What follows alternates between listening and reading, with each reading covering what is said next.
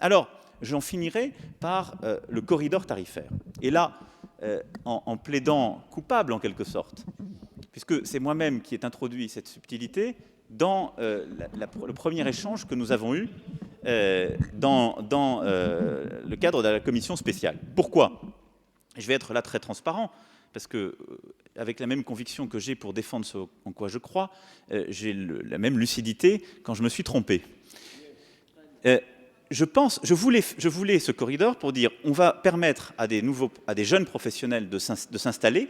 Vous connaissez, si on se parle en toute franchise sur le terrain, la difficulté pour un jeune professionnel, quel que soit le secteur, pour s'installer. Ceux qui sont en place leur font la pire des vies. Et c'est l'âme humaine qui est ainsi faite. Et nous y viendrons en temps voulu, et je vous ai déjà répondu en commission spéciale, ça n'est pas le cas. Mais c'est l'âme humaine qui est ainsi faite, et on ne légifère pas sur l'âme humaine. Mais ce sera dur. Et donc, ayant une approche par l'offre, en quelque sorte, je me suis dit, si des jeunes professionnels arrivants peuvent avoir de la latitude, eh bien, mettons-nous en situation pour qu'ils puissent précisément concurrencer en pouvant baisser les prix sur certains actes par rapport aux autres.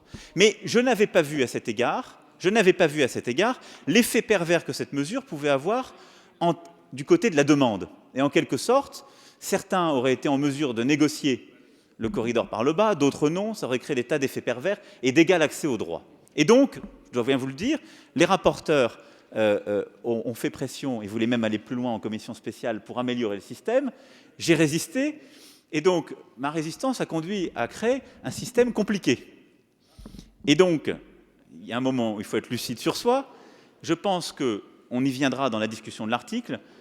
La remise qui existe aujourd'hui, qui existe en pratique, partout, et dont personne ne se demande comment elle marche.